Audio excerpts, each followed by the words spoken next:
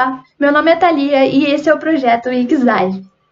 Você sabe o que as múltiplas identidades têm a ver com a experiência do usuário em interfaces de aplicativos e web? Neste vídeo, vamos falar sobre os conceitos de experiência do usuário e sua relação com o tema de identidade e diferença a partir das ideias de que a diversidade, a cultura e a diferença são aspectos importantes para projetar experiências e interfaces que sejam realmente significativas, éticas e voltadas às necessidades e interesses de pessoas e comunidades. Nessa entrevista, falamos sobre a interdependência entre identidade e diferença e a partir das visões da professora Marinês Ribeiro dos Santos e relacionamos os aspectos importantes para serem observados tanto no projeto como no uso de aplicativos e web, tais como a definição dos termos, a sua relação na sociedade e como tornar o meio social um lugar mais inclusivo. Vem com a gente, vamos mergulhar fundo nesse tema. Então, primeiramente, boa noite, professora Marinês. Boa noite a todo mundo que está assistindo. Eu queria agradecer, primeiramente, por você ter aceitado essa entrevista, porque a gente ficou muito feliz de você ter aceitado. E desde as primeiras reuniões, a gente já tinha em mente chamar você, porque a gente achou que agregaria muito valor à nossa pesquisa e ao nosso assunto, que é de identidade e diferença. Okay. Bom, meu nome é Thalia, eu estudo tecnologia em design gráfico na UTFPR. Eu entrei no projeto basicamente porque eu me interessei pelos temas, achei que seria uma grande oportunidade de eu aprender mais sobre, e também tudo isso com o design de interação. Bem bacana você estar se envolvendo com esses projetos bem bacanas. Queria parabenizar, né, a Cláudia e a equipe toda pela iniciativa, um projeto bem interessante. Bom, para eu me apresentar, eu sou Marinês Ribeiro dos Santos, sou professora do Departamento Acadêmico de Desenho Industrial e do Programa de Pós-Graduação em Tecnologia e Sociedade da Universidade Tecnológica Federal do Paraná. Vou falar um pouquinho sobre os meus interesses de pesquisa. Tenho trabalhado com teoria e história do design, levando em conta o diálogo com as teorias da cultura material e com estudos da crítica feminista, estudos que se preocupam com questões raciais, que discutem questões relacionadas à sexualidade. Então, eu tenho trabalhado a partir dessa articulação com diferentes marcadores, que a gente chama, né, de diferentes marcadores sociais da diferença. O que podemos entender como identidade e o que podemos entender como diferença? A gente, quando vai pensar em tentar definir conceitos, é interessante a gente situar esses conceitos dentro de um determinado campo teórico, né? Então, porque podem existir muitas definições de identidade e muitas formas de pensar a relação entre identidade e diferença. A forma com que o Stuart Hall trabalha, ela está afiliada aos estudos culturais de vertente britânica. No campo da teoria se chama a virada cultural, a virada linguística, né? A virada cultural também pode ser falado assim, que ocorre nos anos 60 no campo das ciências humanas e sociais. Então, uma preocupação com a circulação dos sentidos, com a centralidade que a cultura vai adquirir nesse momento, em termos de definição e circulação de determinados olhares, determinados enquadramentos, formas de ver o mundo. Então, esses processos de atribuição de sentido, né, passam a ser centrais para pensar relações entre identidade e diferença, num contexto onde a gente tem a emergência dos chamados novos movimentos sociais, né, nos anos 60, que estão muito preocupados em construir políticas identitárias, e que essas políticas identitárias estão, de certa forma, comprometidas e interessadas no questionamento de hierarquias e subalternizações. Então, esses grupos, eles se envolvem numa luta por redefinição dos sentidos, do que se entende por mulher, do que se entende por raça não branca, né? Então, a gente vai ter aí os movimentos negros, os movimentos indígenas, os movimentos gays, os movimentos de gays e lésbicas, né? Interessados nessa discussão e muito engajados na ideia de autodefinição, né? De chamar para si a possibilidade de estabelecer os sentidos atribuídos a essas categorias, a essas noções, né? Então, o Hall, ele vai trabalhar com a ideia de que identidade é um conceito estratégico e posicional, né? Ele remete à ideia de um processo de identificação com determinadas categorias culturais ou posições de sujeito que são culturalmente construídas. Então, ele se afasta, né, essa corrente de pensamento se afasta de uma ideia de uma identidade essencialista, como algo que nasce com as pessoas, e vai começar a pensar essa noção de identidade como uma construção histórica, que é socialmente situada, né, tá num contexto social muito concreto, e que se dá por meio de processos de identificação com as formas com que essas categorias são significadas nas relações sociais, né? Então, a noção de diferença, ela é muito importante nessa chave de leitura, porque ela é pensada como o próprio processo que constrói o sentido, né? Então, veja que eu estou falando sempre em processo, identidade como processo, diferenciação como processo, né? Então, começa a se pensar nesses termos ou nesses conceitos como práticas, né? Como práticas que a gente constrói cotidianamente em diálogo com o contexto social, né? Então, são processos de identificação com posições de sujeito. Então, né, a categoria mulher passa a ser vista como uma posição de sujeito. Interessa entender como essa categoria, estou usando essa noção como um exemplo, mas a gente pode pensar em outras também, né? Mas essa noção, então, passa a se pensar como é que ela está sendo definida, a que tipos de sentidos estão sendo atribuídos a ela, né? E como que determinadas formas de entender essa categoria ganham relevo e são mais valorizadas do que outras formas, e como é que os sujeitos se relacionam nesse jogo de identificação, né? Quem pode, quem não pode se identificar com determinadas categorias, e mesmo ser reconhecido socialmente como alguém que pertence àquela categoria, ou que ocupa aquela posição de sujeito, né? E daí a gente vai ter a questão das relações de poder, que é muito importante também para essa vertente de pensamento, né? Eu não sei se ficou claro o que eu disse, então queria que você interpretasse aí a minha resposta, e se for o caso, vamos reformular as coisas que eu estou falando. Não, tá tudo certo. Eu entendi sim, professora. E com essas relações de poder que você citou, eu queria saber como que essas relações de poder estão intrínsecas nesse conceito de identidade e diferença. Bom, então vamos pensar o seguinte: o Hall vai definir cultura, né, como processos de atribuição de sentido, né? Então, práticas de atribuição de sentido que circulam na sociedade. Então, ele vai dizer, bom, os sentidos, eles emergem das práticas. A sociedade não é uma coisa separada da cultura, né? Assim, a cultura não está na nuvem, né? A cultura, ela emerge de contextos concretos, materiais, onde as relações sociais estão acontecendo, né? E as pessoas estão convivendo entre si, né? Então, são contextos muito concretos. Bom, esses processos de atribuição de sentido, né, eles vão definindo determinadas formas de compreensão do mundo que influenciam as pessoas. Então, as pessoas vão constituindo suas formas de olhar, de se relacionar com os outros, a partir desse campo simbólico, desses processos de atribuição de sentido para as práticas, atribuição de sentido para as outras pessoas, atribuição de sentido para nós mesmos. Só que ele vai comentar, bom, essas práticas de atribuição de sentido, elas, de certa forma, regulam a maneira com que a gente se relaciona e as formas com que a gente vai incorporando ou modificando esses conjuntos de significados. Então, ele vai chamar a atenção para uma esfera importante, que é o processo de regulação cultural. Então, como a cultura regula os nossos comportamentos, estabelece limites para a gente, exerce pressão e, ao mesmo tempo, estabelece limites para as nossas ações no mundo, né?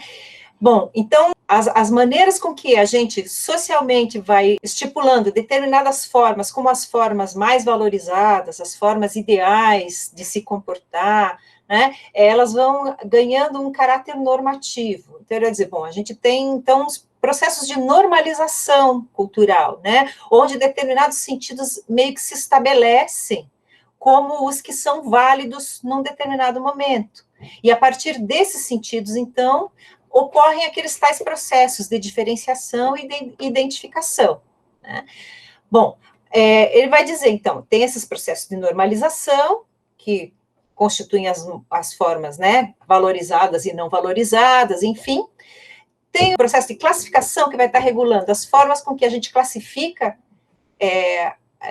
o que é normal, o que não é, o que é valorizado, o que não é, o que a gente pode ou não pode fazer. Então, tem uma espécie de normalização e um jogo de classificação a partir disso, né? E como isso se dá num campo social onde o que é normal é sempre definido a partir do que se constitui como a diferença, né, como uma alteridade em relação à norma, né, ele vai comentar que existe também um jogo aí de relações de poder que vão pressionar para modificar esses processos, né? Então, as relações de poder, elas perpassam esse jogo de como é que a gente faz, né, em termos de organização social, em termos de movimento social, para ir pressionando os sentidos que estão normalizados e que, de certa forma, favorecem determinados grupos em detrimento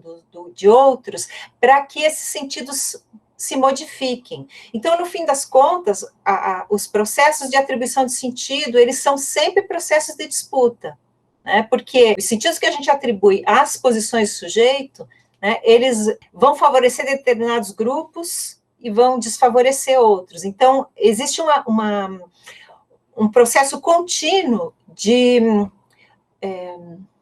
uma certa procura, né, por modificar essas relações. E é nesses processos que os sentidos vão se transformando, vão se acomodando, né, às vezes de forma um pouco mais disruptiva, outras de forma a incorporar determinados sentidos para atualizar as próprias relações de poder que já estão postas, né? Tem um jogo aí que se dá, mas que pressupõe sempre uma luta pelo sentido, né? Uma disputa por essas posições valorizadas ou para modificar e incluir mais sujeitos dentro desse espectro do que se entende por valorizado socialmente.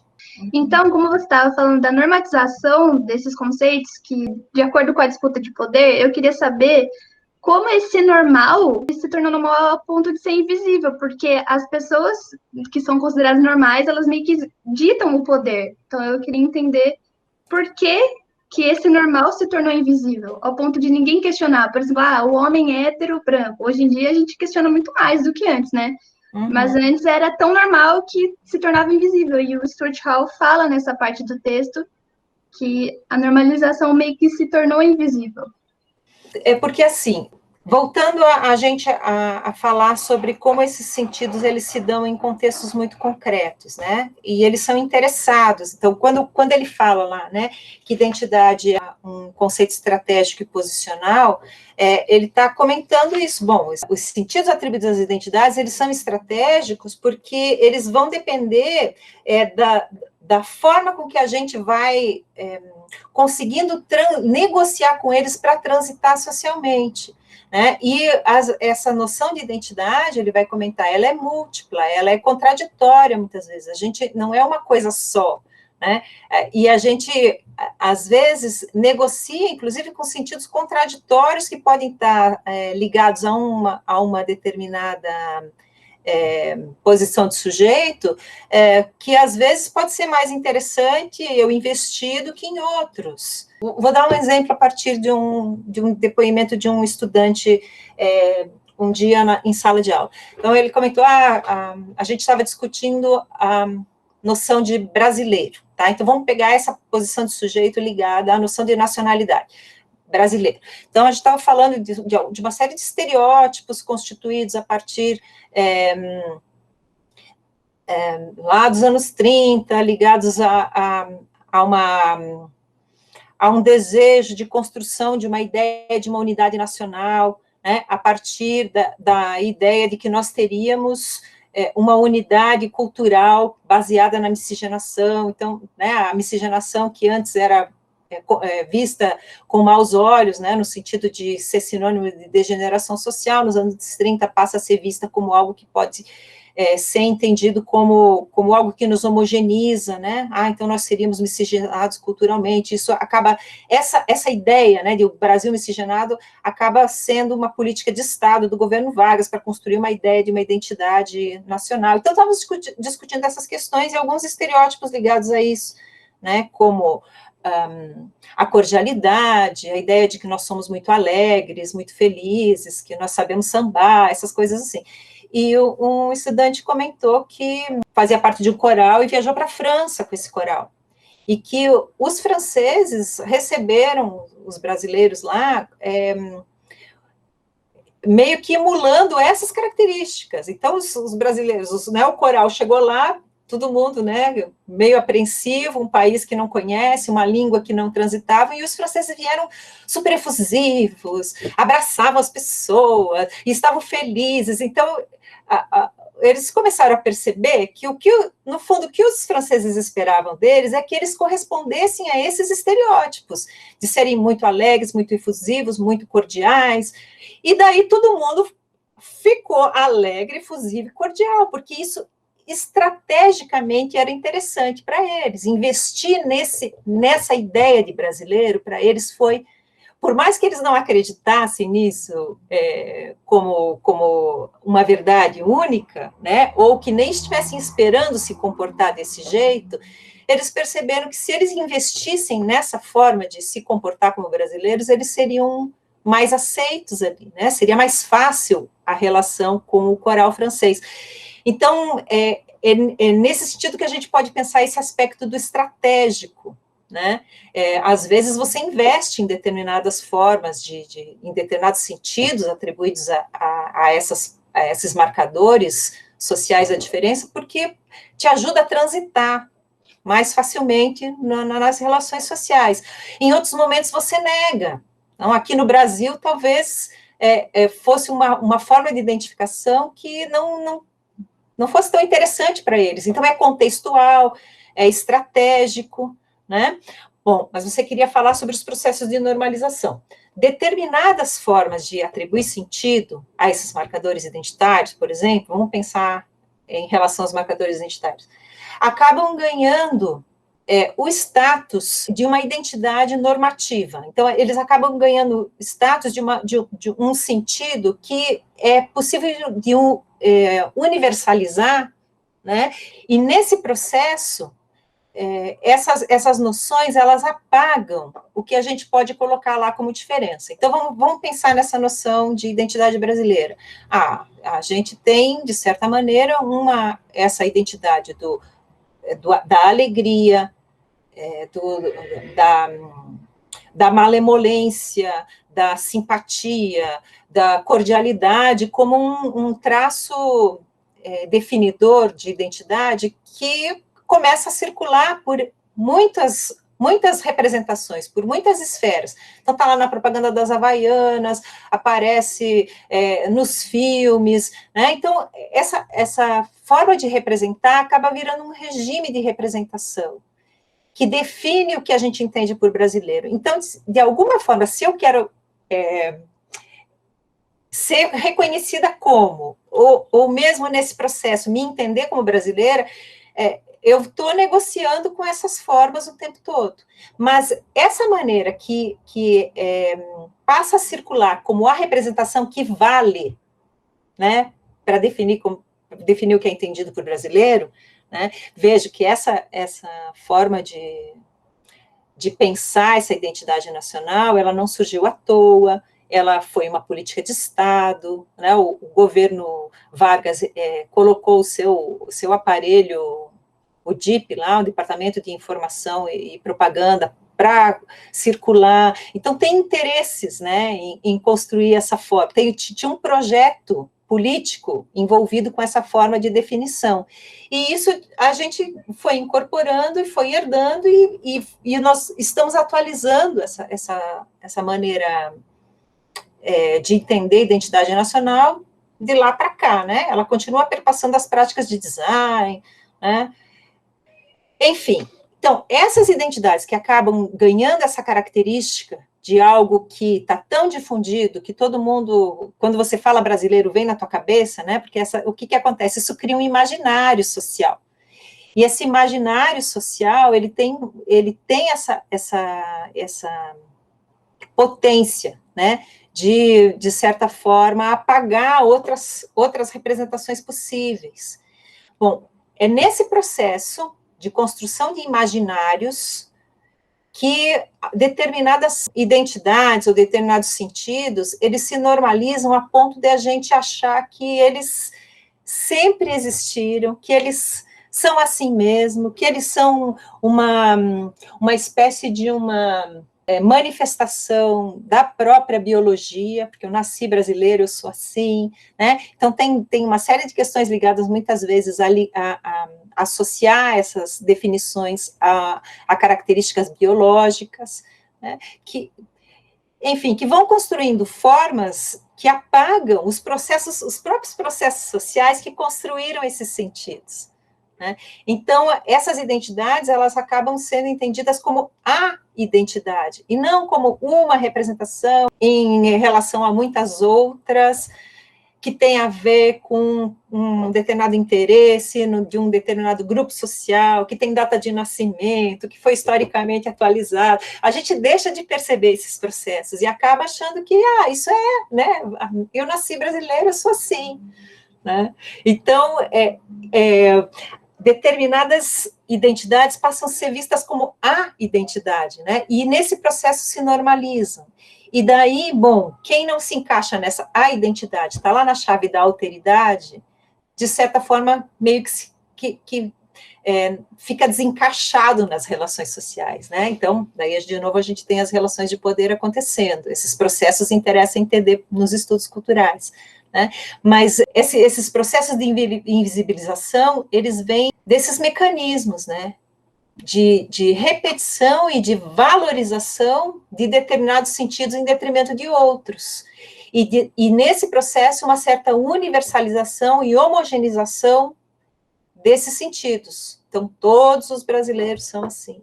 E daí, bom, no jogo social a gente sabe que isso não acontece. E daí que vem as disputas. Bom, eu não me identifico com isso aí, que estão dizendo que eu sou.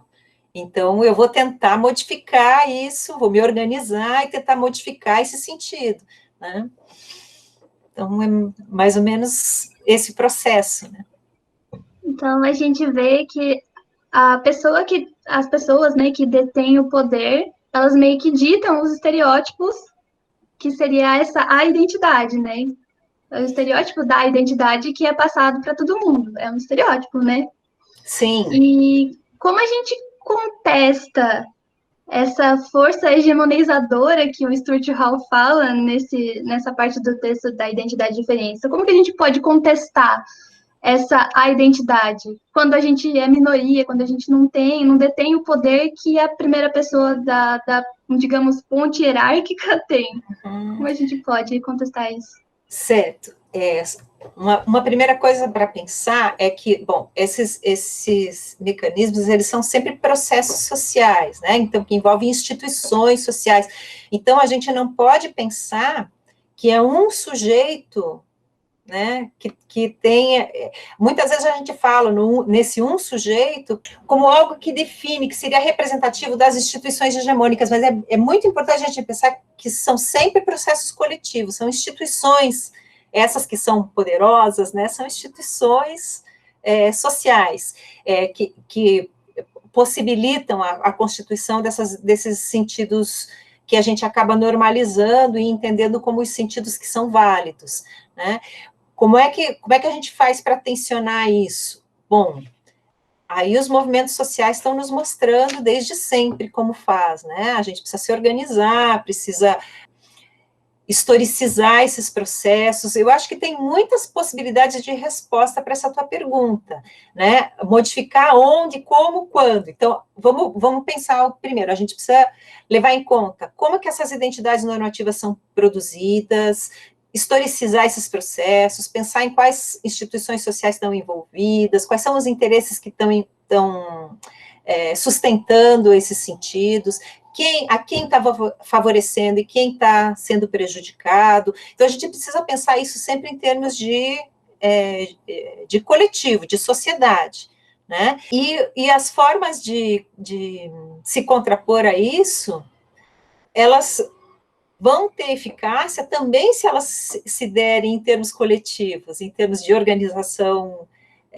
de movimentos sociais, né? É claro que as atividades cotidianas, elas também são políticas, e as ações individuais, elas são muito importantes também, né? Então, a maneira como eu, como indivíduo, como você, como indivíduo, se comporta, se posiciona em relação a essas relações sociais é importante, né? Como que você pensa essas questões nas suas práticas cotidianas e se comporta em relação a isso, né? Mas, para a gente ter efetivamente um efeito disruptivo, um efeito de uma transformação mais efetiva, a gente precisa pensar em termos de processos coletivos mesmo, né? De organização coletiva. Mas, enfim, se a gente for pensar nisso num nível mais micro, num nível relacionado à prática profissional, por exemplo, né? Daí a gente pode pensar em estratégias diversas, né? Uma dessas estratégias, eu acho, é a gente levar em conta que os currículos dos cursos têm um diálogo muito pequeno, muito restrito com as ciências humanas. Acho que a gente deveria levar em conta uma ampliação desse diálogo, justamente para a gente poder construir espaço para historicizar esses processos, para problematizá-los, né, para pensar nas implicações da prática profissional em termos sociais, culturais, né, porque isso tem reverberação no campo econômico. Então, acho que precisaria pensar nessas questões. Um outro aspecto que eu acho importante é levar em conta como a própria estrutura universitária, né, do que diz respeito tanto a professores, sobretudo a professores, mas a estudantes está mudando um pouco agora, mas vamos pensar então em relação ao corpo docente, como ele é muito homogêneo também, né? A gente tem poucos professores e professoras negras, negros, indígenas, a gente tem pouquíssimo, pessoas trans a gente não tem dentro da universidade dando aula, né? Quando tem é muito pouco. Então, a gente já percebe que o próprio corpo docente, se o próprio corpo docente é homogêneo, é muito provável que a gente vá ter um certo enquadramento, um certo olhar para a prática da profissão, que também é meio homogêneo e que de certa forma, tende a repetir os valores desse grupo que está aí. Então, a gente já está falando, estamos voltando lá para a tua questão anterior, né? Como é que a hegemonia vai se constituindo, né? Em termos institucionais, em termos estruturais na sociedade. Porque as pessoas que estão nessas instituições, nessas esferas, que têm a capacidade de influenciar na construção dos sentidos relacionados às categorias identitárias, elas acabam, muitas vezes, espelhando o seu próprio... A gente acaba colocando, né, os nossos próprios valores nessas... E isso vai constituindo um jeito meio homogêneo, né, de perceber a prática profissional. Isso reverbera lá quando vocês estão projetando e vão escolher as personas de vocês também, que vocês acabam muitas vezes projetando para vocês mesmos também, e a gente, então, fica um círculo meio fechado, né, porque a gente não olha muito para quem fica de fora, né, a gente, eu estou desenhando para quem está ficando de fora do meu projeto, para quem que eu poderia estar direcionando a minha prática projetual, que eu não estou contemplando, que as práticas do design não estão contemplando, né? Então, são questões que a gente poderia fazer, né? E uma universidade mais plural nos ajudaria a pensar nessas questões.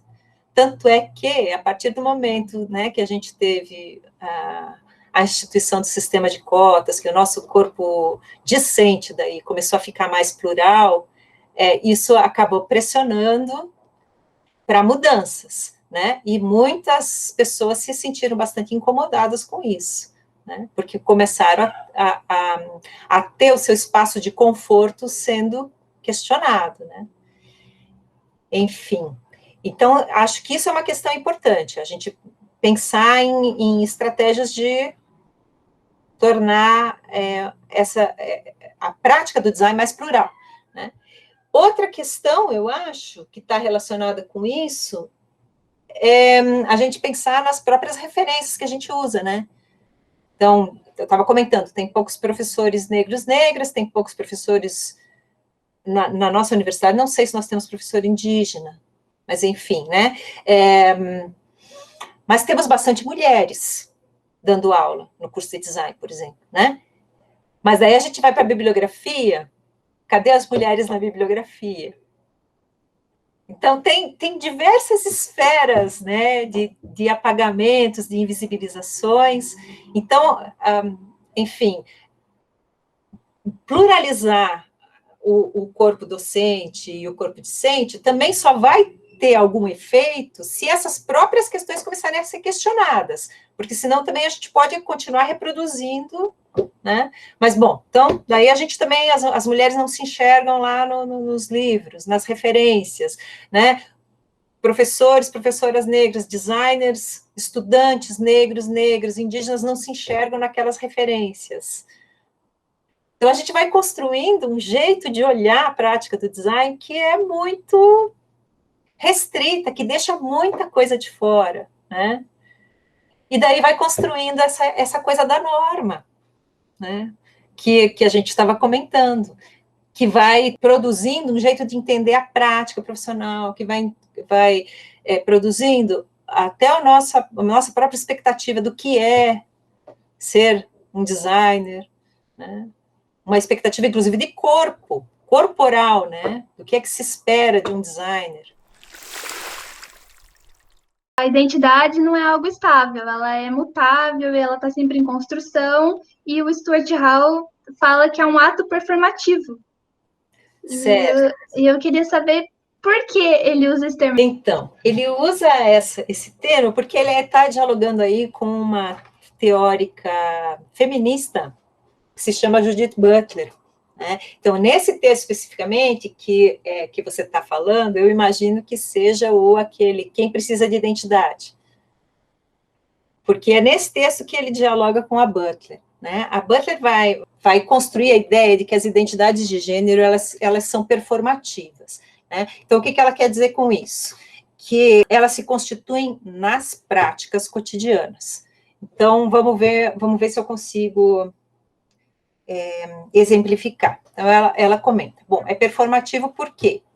Porque ela está querendo se afastar daquela ideia de que as mulheres, a ideia de feminilidade, a ideia de categoria mulher, seria algo que responde a um atributo biológico, né? Então, ela está querendo se afastar dessa ideia de um determinismo biológico, onde uma determinada anatomia vai corresponder a uma determinada forma de agir feminina e a uma determinada orientação do desejo para o sexo oposto. Ela vai dizer, bom, isso não é biológico, isso é construído culturalmente, na visão dessa autora. Não que ela deixe a biologia de fora, mas ela vai dizer, bom, o jeito que a gente atribui sentido à biologia vai constituindo o sujeito também, né?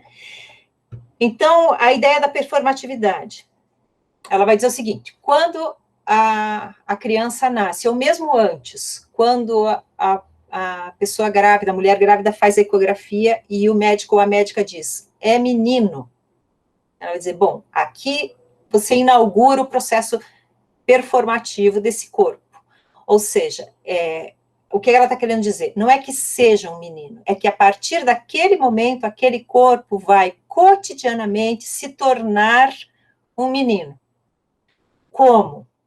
Desde antes de nascer, pela escolha do quarto, da cor das roupas, dos tipos de planos e sonhos que os pais projetam para aquele menino. Ah, vai jogar futebol, né? Depois que nasce, o nome constitui a gestualidade, né, vai ser o tempo todo vigiada, e não pode fazer isso, não pode fazer aquilo, tem que se comportar de tal jeito, menina não pode sentar de perna aberta, e assim vai, né? Então, o que ela vai dizendo é que esse processo cultural, a partir de noções muito específicas do que a gente entende por feminino e masculino, e isso ainda constituído a partir de uma oposição binária, né, vão produzindo aqueles corpos como corpos masculinos e femininos.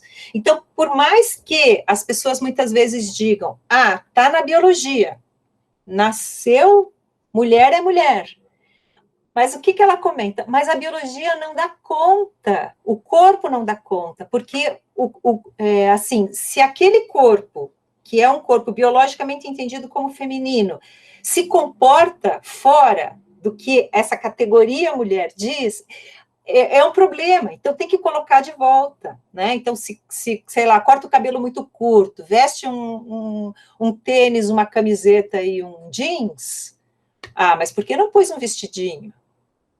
Né? Então, o corpo em si não dá conta, porque as materialidades produzem esse corpo, como corpo feminino ou masculino. Então, esse processo performativo que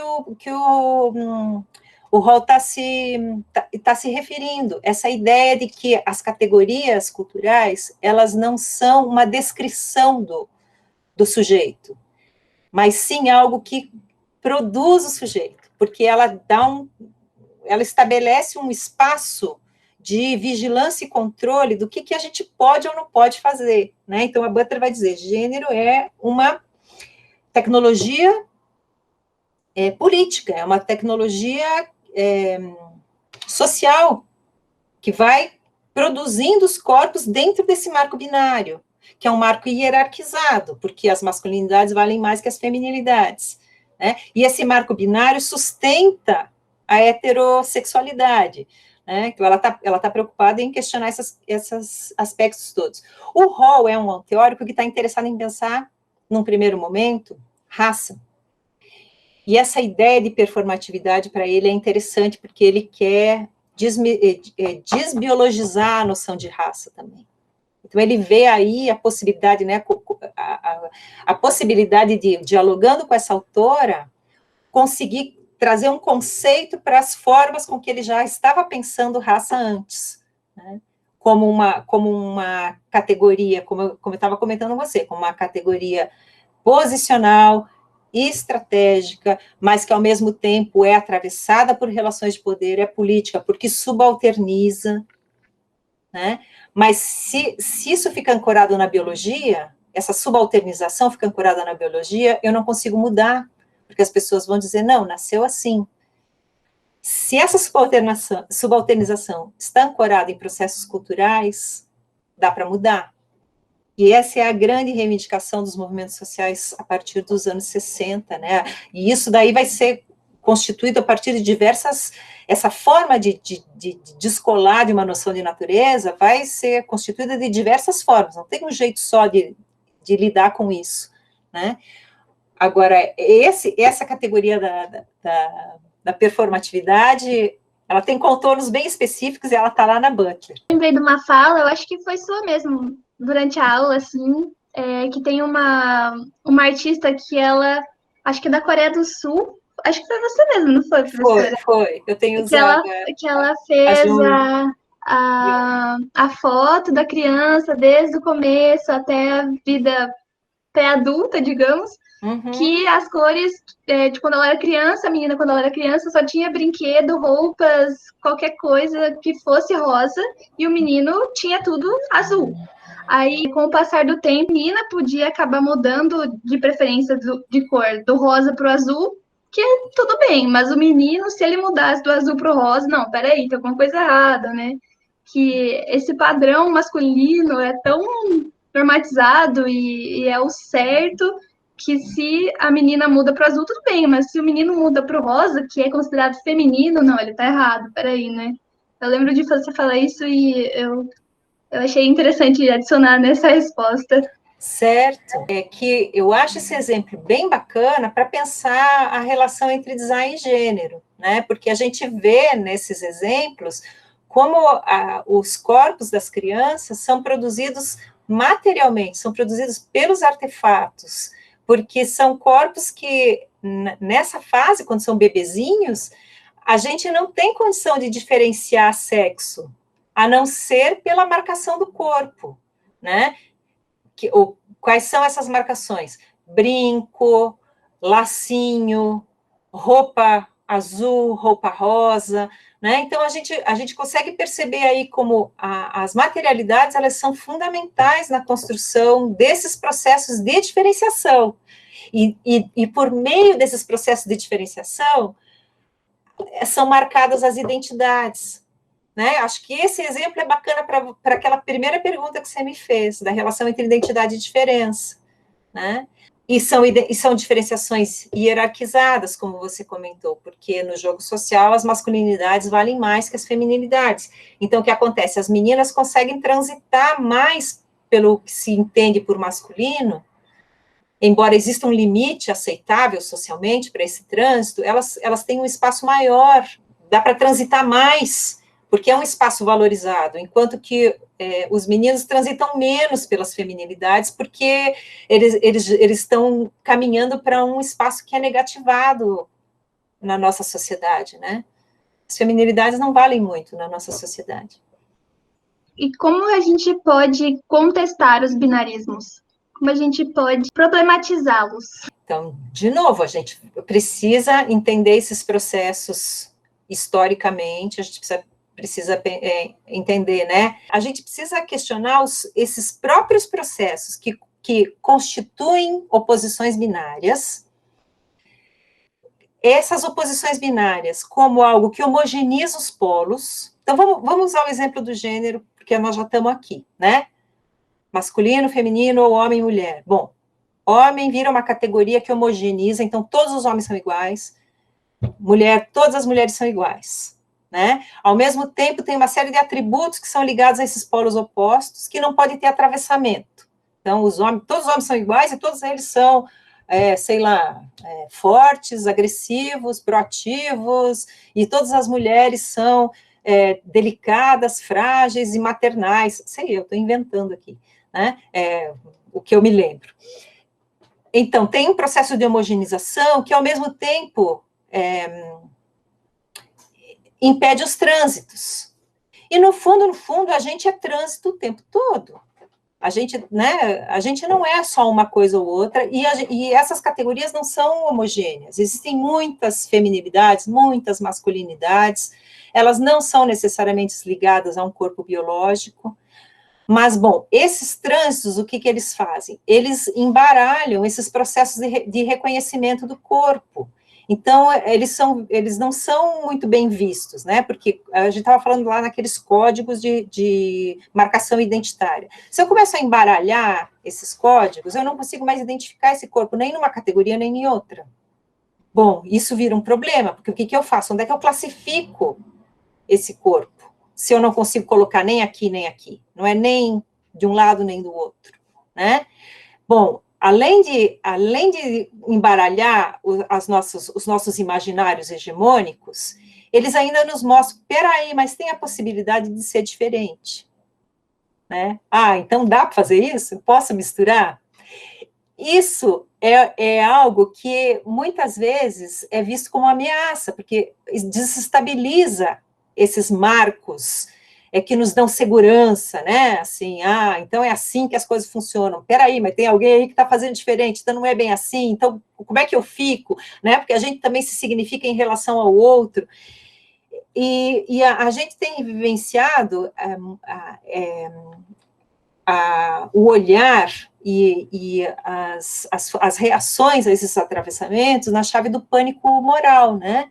Então, peraí, tá embaralhando o mundo vai acabar, as sociedades vão se desestabilizar, vai acabar a família, vai acabar a reprodução da sociedade, né? Então vira um negócio assim que vai acabar o mundo por causa desses embaralhamentos. Bom, no fundo, o que esses embaralhamentos estão fazendo, eles estão questionando a heterossexualidade, né? Porque os binarismos de gêneros, eles sustentam, né? Eles sustentam uma certa crença de que a heterossexualidade é algo normal, natural, né? E a única possibilidade das pessoas serem estar no mundo.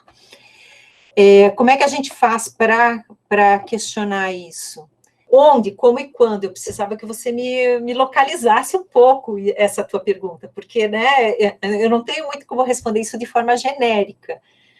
No campo do design, por exemplo, ou no campo do imaginário social?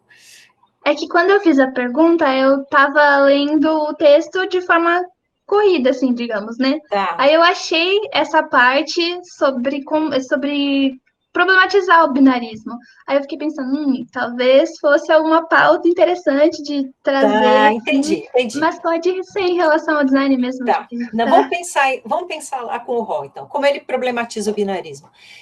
Pensando que a identidade não se constitui sem a diferença, né? Então, ele vai dizer, bom, não existe essa oposição. Uma coisa constitui a outra. Não tem... Então, o masculino contém o feminino. Porque se eu não entendo o que é feminino, eu não consigo estabelecer os limites, os contornos do que eu estou classificando como masculino. Então, para começar, não é oposto, né? Uma está constituindo a outra. Então, as oposições binárias, elas, uma primeira forma de questionar é nesse sentido, a gente já perceber que o processo de diferenciação é fundamental, né? E que esse processo de diferenciação, ele é sempre relacional, ele nunca se fecha, os sentidos nunca se fecham. A gente vai vendo que a gente vai ter múltiplas formas de lidar com a atribuição de sentido a essas categorias, dependendo do contexto, né? Então, pensar sobre isso já nos ajuda a questionar as oposições binárias, né? Bom, no campo do design, por exemplo, como é que a gente poderia pensar nisso? Uma primeira coisa, historicizar desde quando a gente começou a fazer isso no design, porque parece que foi desde sempre, né? Sempre os produtos tiveram esse marco binário aí para homens, para mulheres. Bom, isso, quando a gente vai ter essa ideia de produzir a partir de uma clivagem de gênero, está muito marcado, em termos de estratégia mercadológica, né? Está muito marcado com a Revolução Industrial, o processo de industrialização do século XIX, que está ligado lá junto com o determinismo biológico, que vai estabelecer uma ideia de uma explicação do gênero baseada na diferença dos corpos, né? Então, aqueles atributos todos associados à noção de feminilidade e masculinidade passam a ser referência para produzir produtos. Então, a gente pega lá o livro do Adrian Forte, né, aquele Objetos do Desejo, ele mostra para a gente esse processo lá desde o século XIX. Então, tem um interesse mercadológico ali, de ampliação de mercado, de diferenciação de produtos, né, ou seja, não é à toa que isso é feito com o interesse de ampliar mercado, de melhorar o faturamento das empresas e tal, né? Nesse momento também que se preocupa com algumas construção específica de formas de codificação de objetos para crianças e tal. Enfim, então a gente perceber, né? Historicizar esses processos, perceber, né? Quando que essas coisas acontecem, como é que elas vão se transformando no tempo, como a gente vai atualizando isso e ressignificando. Pensar como essas estratégias estão presentes até hoje no nosso cotidiano, inclusive em produtos que não precisariam ter diferenciação, né? Caneta para homem e para mulher, desodorante para homem e para mulher, perfume, por que tem que cheirar diferente? Por que eu tenho que ir no supermercado escolher um desodorante num lugar da prateleira diferente de outro? Então, são questões para a gente fazer. Aqueles polos são opostos, né? Mas onde é que esses polos se aproximam também? O quanto a gente tem muito mais de semelhança do que de diferença, né? Então, pensar um pouco sobre isso e questionar um pouco essa lógica de diferenciação passa, inclusive, para a gente questionar a própria forma com que o mercado se aproveita desses processos de diferenciação, aquela ideia do pink money, né? Ou produtos que são voltados para o público feminino que custam, sei lá, o desodorante custa 3 vezes o preço, porque parte do princípio, ou o shampoo custa 2 vezes o preço, porque parte do princípio que as mulheres vão investir mais nesses produtos cosméticos, porque tem uma normativa associada ao cuidado do corpo e à beleza, blá, blá, blá. Então, às vezes, você vai ver a fórmula, ela é muito parecida, ela é igual, muda talvez o perfume, muda a cor, mas o preço pode subir, porque é para mulheres, e daí tem, né? Enfim, perceber essas questões é interessante, questionar isso é interessante, olhar quais são os estereótipos que estão sendo materializados nesses processos de diferenciação desses produtos. São questões que a gente pode começar a fazer como exercícios para modificar o nosso olhar em relação a essas questões. E uma outra possibilidade é questionar os binarismos justamente pelos atravessamentos, né? Quando a gente começa a misturar esses códigos que são colocados lá em oposição, o que é que define como feminino, o que é que define como masculino, e esses códigos a gente começar a embaralhar no sentido de dificultar mesmo encaixar num lugar ou no outro, né? Enfim, esses estranhamentos, eles também ajudam a construir outras formas de percepção. Isso até me faz voltar àquela parte do normal se tornar invisível, né? Ficou tão normalizado a ver dessa forma que só quando a gente entra nessa pauta de questionar mesmo que a gente se dá conta, putz, é verdade, a gente precisa questionar isso, porque, né, ficou tão normal que a gente acaba não vendo, a gente precisa daquele choque, né? De preciso questionar para poder criar em si e começar o questionamento e problematização. Eu acho que o que acontece é que essas normalizações, elas viram meio que um manual de como fazer as coisas. Vou usar o manual aqui entre aspas, embora a gente possa usar isso literalmente mesmo. Viram meio que uma fórmula. Então, vamos pensar lá no design, né? Eu quero fazer um produto para o público feminino. O que é que vem na cabeça da gente para constituir uma determinada materialidade, no sentido de que ela seja compreendida e interpretada como feminina? O que é que eu uso em termos de código de linguagem? Cor, forma, material, textura, tipografia, para que as pessoas olhem para aquilo lá e percebam, é feminino. Então, a gente acaba reforçando nesse processo, porque, né, a gente aprende, eu quero construir uma embalagem para o público feminino, usa a letra cursiva, bem redondinha, cheia de voltinha, né, vira meio uma fórmula, e às vezes a própria forma de ensinar está reproduzindo essas questões. Então, o que o design faz nesse processo? Para além de refletir uma visão hegemônica, o design está participando na manutenção e na construção dessa visão hegemônica. Ele está atualizando esses valores cotidianamente. A gente está trabalhando com isso, a gente trabalha com pessoas, com comunicação, então o nosso meio que trabalho é realmente colocar as pessoas talvez para questionar isso. O complicado seria que eu vejo que as pessoas, às vezes, que tentam fazer de uma forma diferente, entram naquela cultura de cancelamento, né?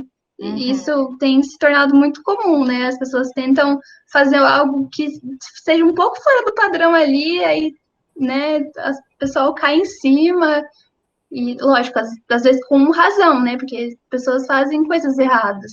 Mas eu vejo isso, assim. Faz bastante sentido, porque o que acontece?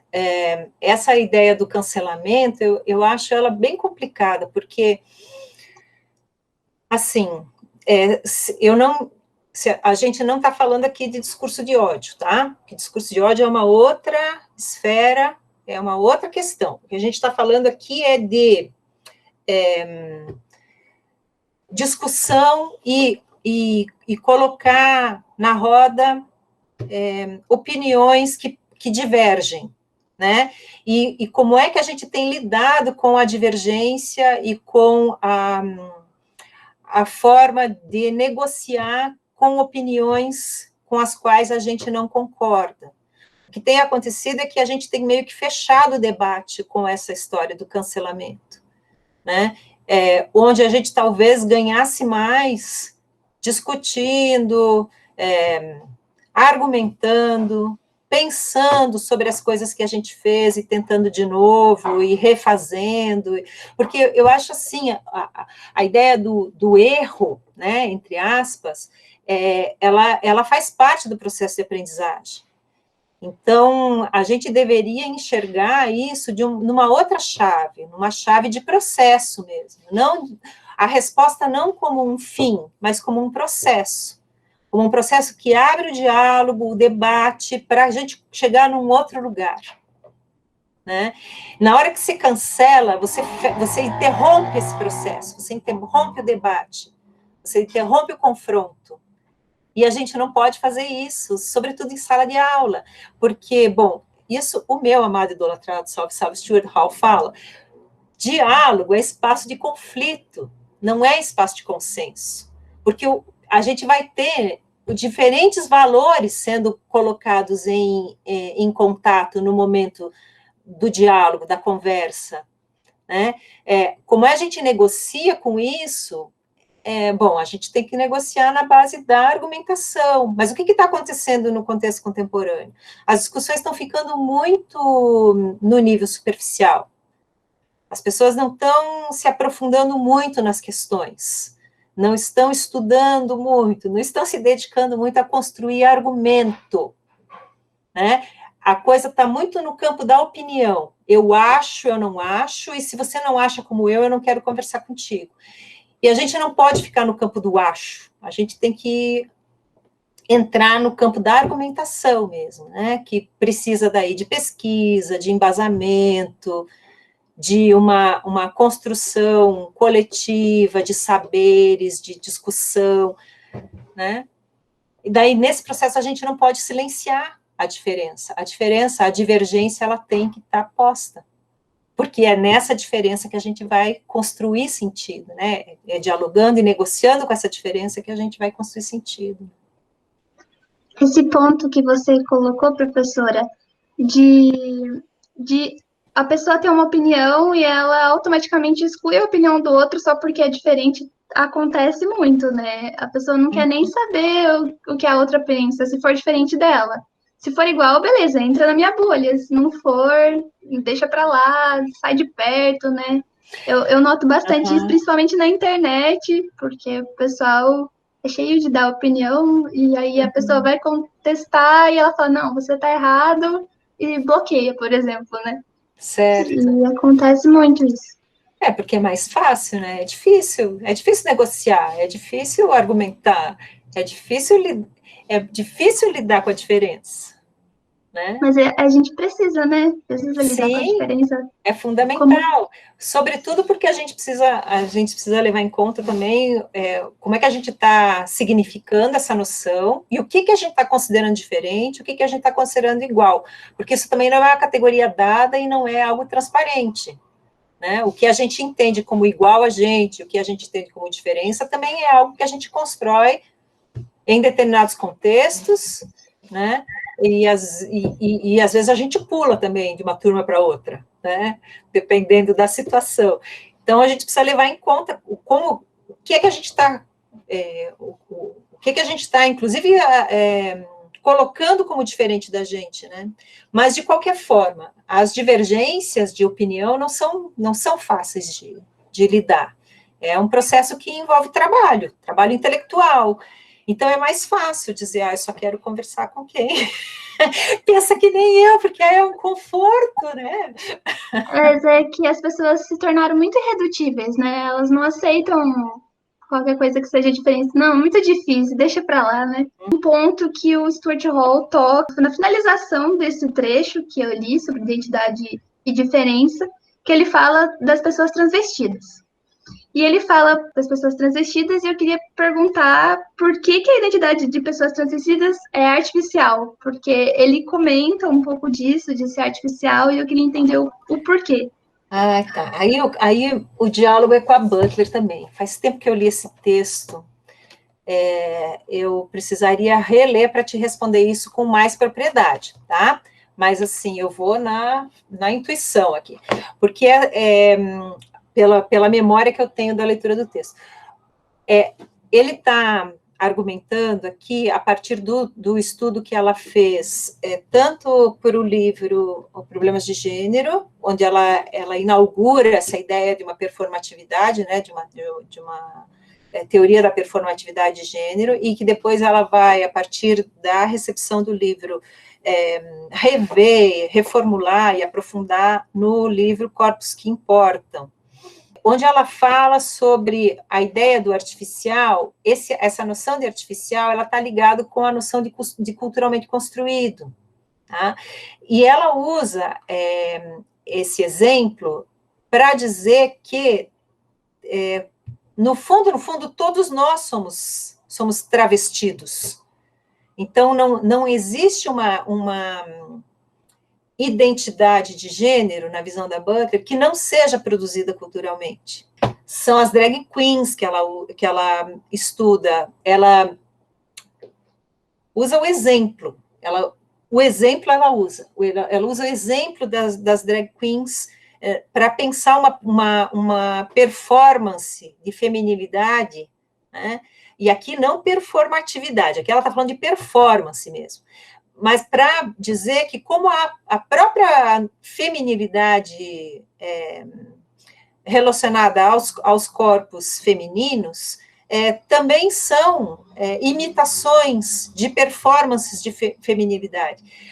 A partir disso, ela vai desenvolver a teoria da performatividade, que tem a ver com aquilo que a gente estava falando antes, de como a gente vai reproduzindo determinadas gestualidades, determinadas formas de vestir, determinados cortes de cabelo, enfim, né, um determinado gosto que vai nos limitando também a determinados interesses específicos. Então, ela vai falar dessa artificialidade, ela vai usar esse exemplo do teatro, né, porque daí a drag queen está vestindo um papel, né, é no palco que ela se constitui feminina, né, é um corpo masculino que se constitui como feminino no palco.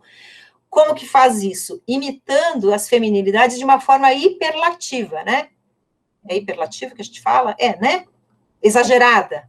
Então, a feminilidade é o extremo lá, porque tem o exagero da gestualidade, o exagero do vestir, o exagero da maquiagem. Então, ela usa isso para nos dizer, veja, quando eu vejo esse exagero lá, isso deixa patente como a própria ideia de uma feminilidade natural também é produzida.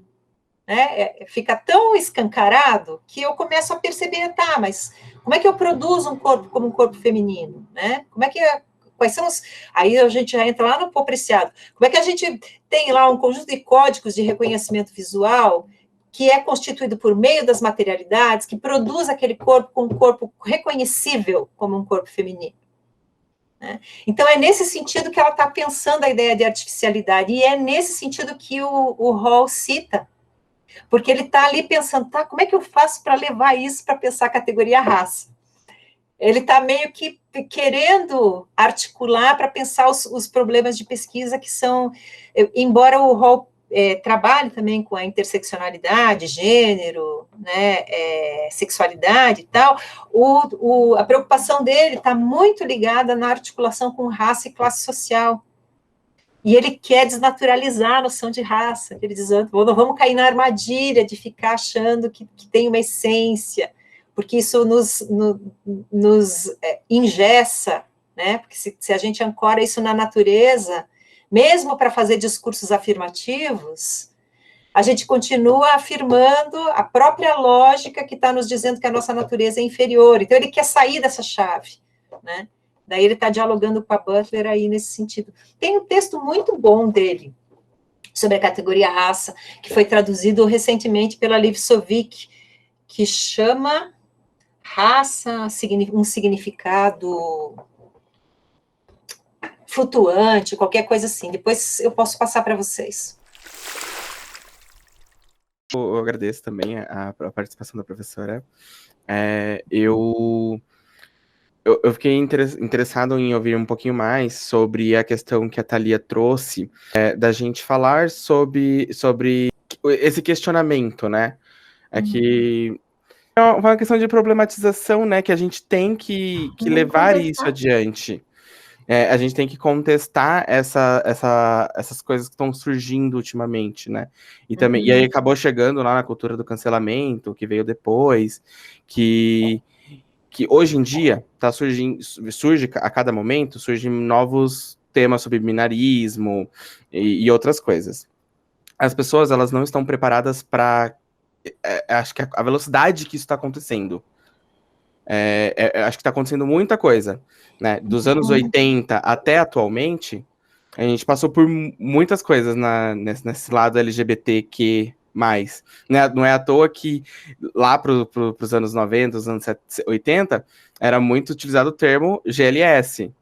E que isso, com o tempo, ele foi, né, ressurgindo. Então veio o LGBT, e hoje em dia a gente está fazendo agregando mais siglas a essa comunidade. A gente deveria questionar essa agregação de novas coisas, de coisas difíceis que estão tendo para as pessoas, já que elas estão questionando mais essa questão da normalidade, né, que é o que a Thalia citou lá no começo, da normalidade do heterossexual ser aquilo é o normal, aquilo é o que há. Então eu quero, não sei se ficou bem claro, mas eu queria falar sobre esse questionamento. Entendi, Vinícius. Então, tem questões... quando a gente começa a falar sobre esses aspectos ligados a políticas identitárias, tal, a gente entra dentro de questões que são paradoxais, tá? Que não é nem contradição, é paradoxo mesmo. E isso eu estou dialogando lá com a Joan Scott, que ela diz assim para a gente, tem contradições nesses processos que não se resolvem. Então, eles são paradoxos, que vão ficar ali o tempo todo. Então, a gente precisa aprender a lidar com esses paradoxos a nosso favor, porque eles vão constantemente ser entendidos como pontos fracos onde o discurso normativo vai nos puxar o tapete. Porque como é que você explica esses paradoxos? Ela diz, bom, eu tenho que assumir que esses paradoxos existem. Porque o que acontece?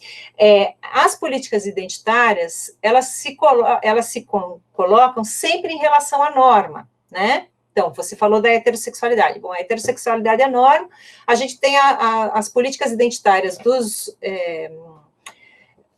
movimentos, vamos começar com o GLS lá dos anos 60, 70, né, 80, se constitui ali em diálogo com a norma. Por quê? Porque a heterossexualidade só existe porque existe a homossexualidade, né? A gente estava falando lá que os oposições binárias, uma constitui a outra.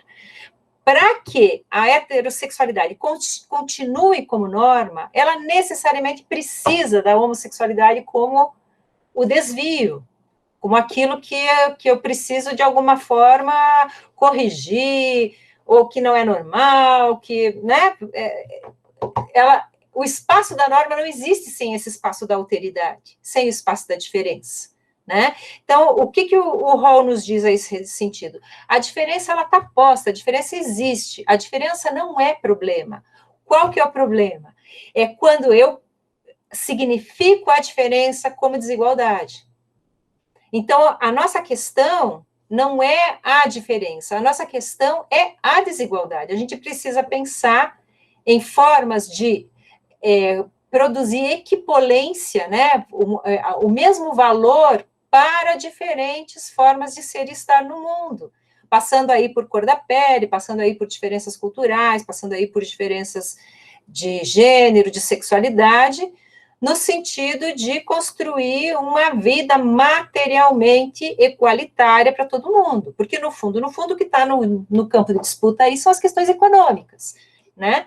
Porque o privilégio na atribuição de sentido para determinadas categorias faz com que essas categorias tenham mais acesso aos bens materiais, aos bens culturais, o que o Bourdieu lá chama lá, né, de capital cultural, capital social, né, e daí, então, a gente tem uma concentração de riqueza em determinados grupos e quem está classificado nas categorias subalternizadas não tem acesso, né, porque privilégio epistêmico é privilégio econômico e privilégio político, então, ligados a essas questões, né? Então, está sempre em relação à norma, que é o que eu queria dizer para você. Bom, então, de certa maneira, as noções de identidade, essas etiquetas das siglas, né, elas se constituem como um lugar a partir do qual você reivindica a valorização, você reivindica a partir dali, né, você reivindica a partir da igualdade a partir da diferença. Então, como é que faz? Como é que você diz, eu quero ser igual, se você reivindica de um lugar da diferença? Entende o paradoxo? Compreendo. É bem complexo essa questão total, até mesmo para quem está ativamente presente dentro dessa sigla, assim, eu acho que é uma fase muito difícil, né? E aí, para a gente está em constante mudança, porque quando eu falo assim, parece que eu tenho 30 anos de idade, mas quando eu comecei a sair, quando eu comecei a minha vida depois dos meus 18 anos, eu ainda ouvia o termo GLS. Então, assim, e ele era um termo ativo naquela época. Sim. E depois veio um termo LGBT, e depois veio mais outras siglas. Então, a gente mesmo está em um constante processo de desconstrução e aprendizado. E a gente tem que acabar se questionando dessa forma, né? Senão a gente não vai evoluir. Sim, Vinícius, mas olha, nem é uma questão de evolução, é uma questão de transformação social mesmo, que é diferente de um processo evolutivo, tá? Porque é um jogo de luta, de disputa aí. Mas veja, o que acontece? A gente sai do LGBT, do GLS, que tem uma questão muito marcada, né, de uma estratégia de movimento social desse período, que assim, não questiona a heterossexualidade, mas reivindica a homossexualidade como equipolente, que tem o mesmo valor, tá? A mesma potência, né? Equipolente ali, né? Então, reivindica, dizer, não, ó, tudo bem, né? A heterossexualidade está aí, é legal, mas a homossexualidade também está aqui, também é legal, então a gente pode conviver, né? Junto. A partir do final dos anos 80, a gente vai ter um questionamento, sobretudo depois do fenômeno da AIDS dos anos 80, né? A gente vai ter uma outra forma de lidar com essa ideia da diferença, que vai dizer assim, mas espera aí, heterossexualidade precisa ser questionada. Não sou só eu que sou construído, né? Essa posição também é uma posição construída, porque parece assim, que isso é a norma e vem o desvio, né?